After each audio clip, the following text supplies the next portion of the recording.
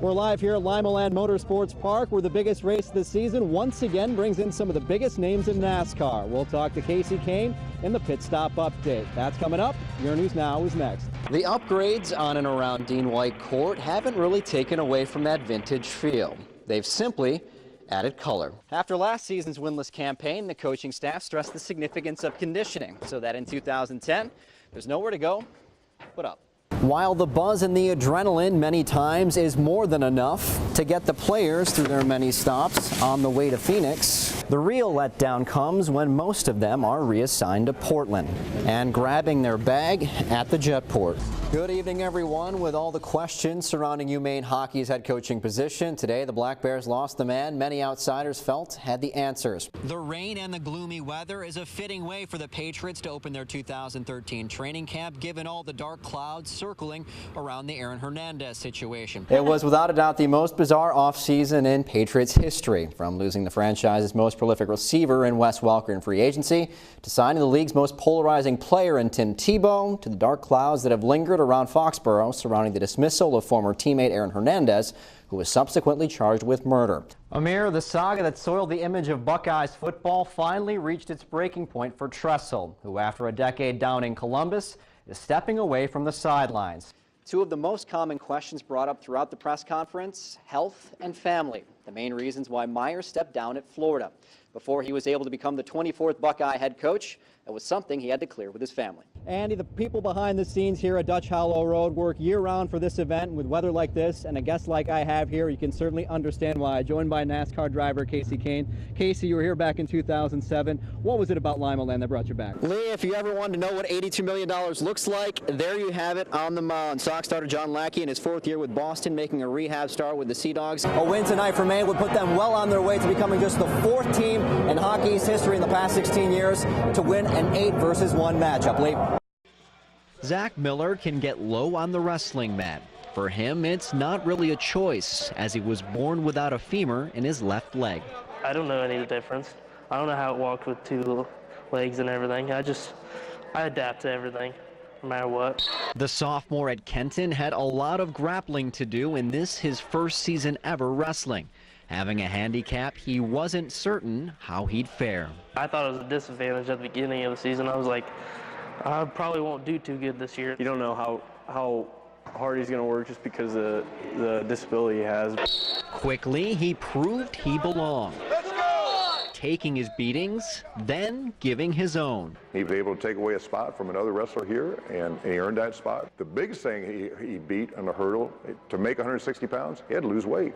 I don't think he's ever lost weight, in his life. Having conquered the scales, his next opponent was his supposed weakness. That's not your handicap. We're going to make that your strength. He's so low that you can't get in on a leg. I think I'm pretty good at getting up, but he holds me down better than a lot of people do. All that work finally paid off with his first career win a few weeks back. It was cool, but I wanted to win more and get better. Even if I won, I don't care enough. I want to keep on winning. I don't want to lose all the time. I'm a big competitor, so I don't want to ever lose. His endurance through the season and throughout his life serves as a steady reminder, not only to himself, but his teammates. Hey, that leg up! Come on, Zach! Maybe I should work as hard as that kid, and even if he has a disadvantage, it doesn't matter. He can still do it every day and work hard as possibly can. If he can do it, then I better be able to do it. I guess the best way to describe it is he's got, I'd say, more heart than anybody on the team. Then again, Zach's never had a problem picking himself up off the mat. In Kenton, Csaba Sukosd, Your News Now Sports. Fans around Sid Watson Arena in Brunswick have packed the stands for years to watch their beloved Bowdoin hockey team, celebrating with them after every goal. The same can be said of their newest follower and teammate, Harpswell resident Lucian Hodel. Coach Mahar kind of talked to us about the idea of having a kid, come and be a part of our program, and we, said we're all for it.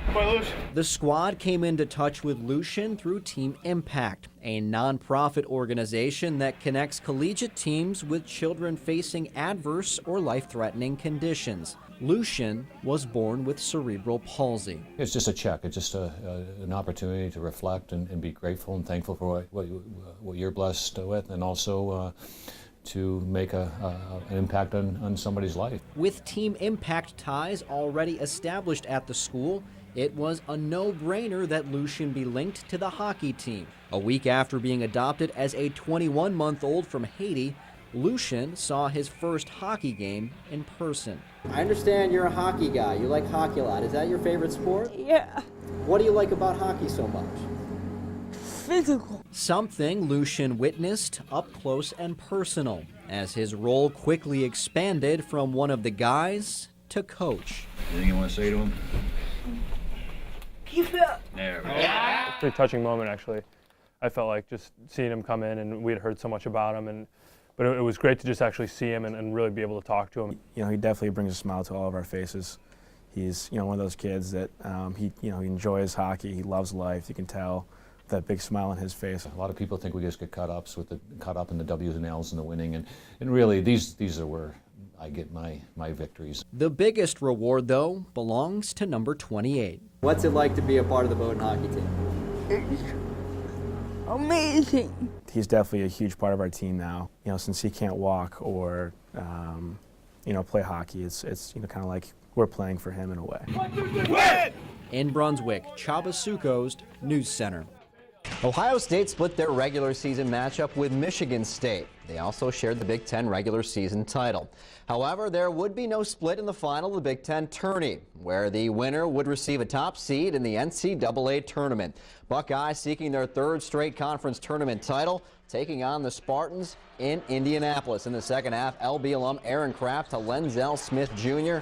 with the 3-ball, 44-42 OSU. Later, Kraft creating again, this time to Deshaun Thomas in the corner. Ohio State's lead at 7. Sparty responds. Brandon Wood capping an 8-0 run. He had a game-high 21. Michigan State back on top by 1. Under 6 minutes to go, Scarlet and Gray down 5. Kraft and Thomas teaming up on the inbounds. All 5 OSU starters were in double figures, Bucks within a bucket. That is Jared Sullinger backing in for 2 of his 18. They trailed 64-62. Same score, under 2 minutes to go. Draymond Green, the Big Ten Player of the Year, helps put it away. Michigan State holds on 68-64. Half the field is set for the regional finals in the high school football playoffs. Tonight, 8 more local squads had a shot at making it to the Elite 8. Something defending Division VI state champs St. John's have done the previous 3 seasons. Todd Schulte and the Blue Jays up at BGSU's Deutsch Perry Stadium, tackling Tiffin Calvert in their Region 22 semi. Second quarter, no score. Alex Clark airs it out for Tanner Cavalich, who hauls it in deep in Calvert territory. That would lead to Jordan Bergfeld's opening score of the game, 7-0 St. John's. Just over 2 minutes left in the half. Blue Jays on the move again. Super sophomore Tyler Jettinghoff breaking free for the score. DSJ up 14-0 at the half. Second play of the third quarter, Mark Boggs, quick strike to Ryan Denzel, and he does the rest. Racing 40 yards for the touchdown. St. John starts to blow it open, up 21-zip. Still in the third, they give to Jettinghoff, who bowls his way in for his second TD of the game as St. John's cruises 35-0 and are stoked to be back in the regional final for the 4th straight year. In Division 4, top-ranked Kenton has cruised throughout the season. The Wildcats are 11-0 for just the second time in school history. The last time was 10 years ago when they won their first state title. Ben Mock was the quarterback back then for that team. Another Mock leading the way now. Maddie getting some Heisman love, but let's not get ahead of ourselves. Wildcats taking on a tough Genoa squad, and the Comets come out punching Kenton in the mouth. Kyle Nutter gives Genoa an early 6-0 lead. Second quarter, Kenton trailing 9-0.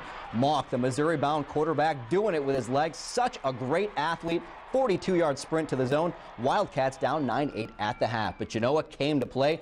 Third quarter, Tyler Pickard rips free for a 22-yard touchdown. Comets extend the lead to 7 at 15-8. Wildcats would respond on 4th down. Mock over the middle, and the ball is tipped right into the arms of Kent State-bound Bryce Fackler inside the Genoa 15. Then it's Mock doing more damage on the ground. 209 yards rushing to go with 3 touchdowns. Kenton takes the lead and keeps it. The Wildcats win 32-22. They'll play Bishop Hartley for the regional final in a matchup of number 1 versus number 2 in the state. When I was growing up, my father always stress to me the little things. Don't make excuses for things. Excuses are words of failure. The game is the fun part. Training is the taxing part. So you got to push yourself to the extreme level where your body say, I cannot go there. But it really can.